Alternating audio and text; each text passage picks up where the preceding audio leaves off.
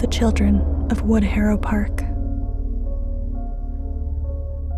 My life had recently been plagued by a persistent bout of rotten luck. I'd been terminated from my last job. The weeks spent unemployed were slipping into months, despite the stacks of applications I'd filled out, and every credit card I possessed had been maxed out to its limit. Bitterness and self-loathing had poisoned every fiber of my being and left me with an inescapable melancholy that I was starting to believe was incurable. My latest humiliation had been to dig through my wallet for spare change as a cashier fixed me with a plastered-on smile, and an impatient line grew behind me, only to find that I still didn't have enough money to purchase a meager amount of groceries.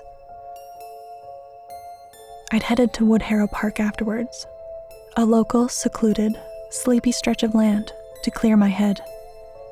The park was empty when I arrived, leaving me free to wander the paths alone and aimlessly. Hunger gnawed away at me like a familiar enemy I could never quite shake. In a final indignity, the previously sunny sky suddenly began to pour rain. I, of course, was not carrying an umbrella. I was so absorbed in my own misery that I barely felt the gentle tug on my jacket sleeve. Looking back, I wish that I'd kept walking along the park path without so much as glancing downwards. I wish that I'd ignored the soft, silent plea for my attention. I wish that I hadn't made the horrible mistake of believing that a hand with a touch so timid and helpless was incapable of holding the power to be terrifying. But instead, I foolishly stopped in my tracks, and ever since that fateful decision, I have not had a single moment of peace. I looked down to see two children standing at my side and immediately felt a jolt of unpleasant surprise. Both stood no higher than my waist, one slightly taller than the other, and both were clad in black raincoats that looked more suited for a sepia-toned photograph than a modern-day child. They each wore matching, wide-brim hats that drooped atop their small heads and obscured most of their faces. Though I could vaguely discern that the taller of the pair was a boy and the shortest a girl, I was unable to see their features above the pallid flesh of their swollen cheeks.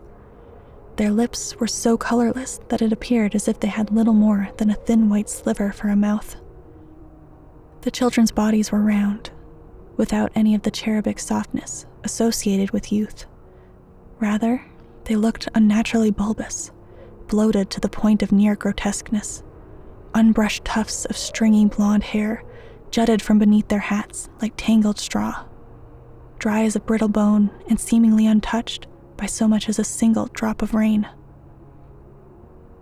"Hello," I said, forcing myself to sound upbeat. They stared up at me in silence. The girl continued to cling to my sleeve. "Are you okay?" I asked. By now I was drenched and eager to head back to my car. "Do you need some help?" But the pair remained muted. I stood there awkwardly, unsure of what to do, when the girl suddenly began to grip my arm with a startling strength that made me worry she would pull me to the ground. Alarms rang loudly throughout my brain. I felt an immediate urge to extract myself from her unsettling grasp and leave them both behind in the rain. "Well," I warily pulled my arm away, somewhat embarrassed for being afraid of how the pair would react. "If you don't need anything, I guess I'll be on my way." She released her hold on me without protest. Neither said a word as I walked away. When I turned around for a final look of parting, I saw that they were still staring at me, though I could not see their eyes. I felt their gaze follow me with an intensity that disturbed me, no matter how much distance I put between us. I didn't look back again. I picked up my pace and dug my keys out of my pocket. The rain fell as cold as ever. I unlocked my car and was thinking about the can of chicken noodle soup I had left in my sparse pantry when I noticed that the girl had left behind a stain on my sleeve, as dark as ink and shaped like her tiny fingers. I wiped at it with my thumb, but the mark didn't budge. I sighed and looked up, only to nearly stumble backwards in shock when I saw the back seat door open and the girl sitting inside. She'd removed her hat and was holding it in her hands, both of which were clean despite the mark on my jacket, with her head bowed and her knotted hair concealing her face like a curtain. "Hey!" I tried to keep my tone from betraying how unnerved I was, and failed spectacularly. "What are you doing in here?" She sat as wordless as before, tightly squeezing and twisting the brim of her hat with such violence that I was certain she would rip it apart. I swallowed my uneasiness. "Look," I said, as calmly as I could manage. "If there's something wrong, I can't help you if you don't tell me what it is." I reached into my pocket and pulled out my phone. "Maybe it's better if I call the police and you can tell them." My voice trailed off as I watched my phone screen flicker on and off before collapsing into a scramble of pixels and shutting down entirely. I stared agape at my reflection in the black screen as a terrible feeling of dread began to wash over me. When I looked back up, the girl was gone. In her place rested her hat. The hat appeared soaked, every bit as saturated with the rain as my own clothes were. But unlike the jacket and jeans that clung to my skin and chilled me to the bone, the hat didn't feel wet when I picked it up with a trembling hand. It was dry to the touch, even as I watched beads of rain drip from the brim and onto the car's upholstery. I realized with something between fascination and horror that the raindrops left behind no traces where they landed. And when I cupped my hand beneath the hat to catch the drops in my palm, I felt nothing but air. Furthermore, the back seat was completely dry. There were no damp footprints, no water spots, nothing at all to indicate that a girl wearing a coat, glistening with rain, had been sitting there mere seconds ago. I turned to fling the foul thing into the parking lot and gasped out loud when I saw the boy standing, only a few feet away. "She forgot her hat," I said dimly, my heart thundering madly in my chest. My mind screamed at me to jump into the car, to drive off as fast as I could and never come back to Woodharrow Park again.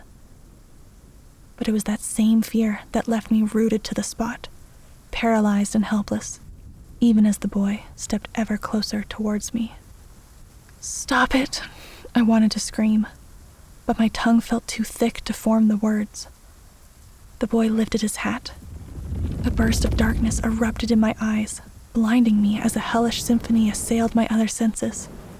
I could neither see nor move as I felt insects scuttling behind my eyes and scales slithering inside my skull. The vile taste of putrid water filled my mouth as the deathly scent of rot flooded my nostrils. Final breaths rattling in dying throats, drowned bodies thrashing in water as they sank, screams of agony so shrill that they sounded inhuman. I heard them all, and many hideous more. I stood frozen in the terrifying darkness as the rain furiously slashed at my flesh like cold blades. Unable to weep or let out a watery cry for help. Suddenly, I felt someone grab hold of my hand and pull me free from the loathsome trance just as abruptly as I had been consumed by it. My vision returned, and I saw that I was now alone. Even the girl's hat had disappeared. When I dove into my car and sped away from Woodharrow Park, the sky grew clearer with every mile. When I got home, I peeled off my wet clothes and climbed into the shower. I sat there beneath the hot spray, immersing myself in the steam and the warmth, and jumped out the instant it turned cold. I dried off and crawled into my bed, burying myself beneath the blankets as my mind raced with the nightmare I had endured. I wondered if the children, whoever they were, had somehow been drawn to the despair I'd felt as I walked through the park. Perhaps my hopelessness and sorrow had served as a miserable beacon, guiding them towards me and leaving me vulnerable to their presence.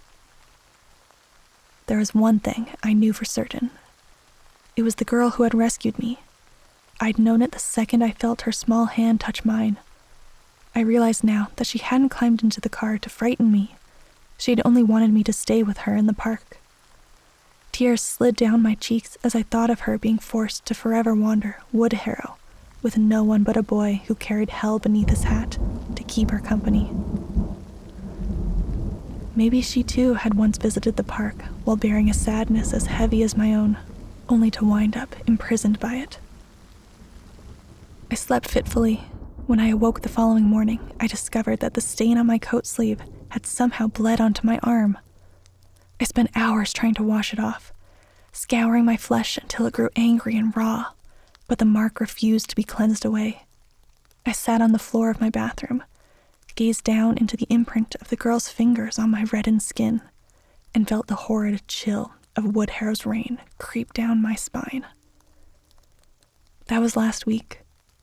The mark still remains on my arm, and at night I toss and turn and vividly dream of the park.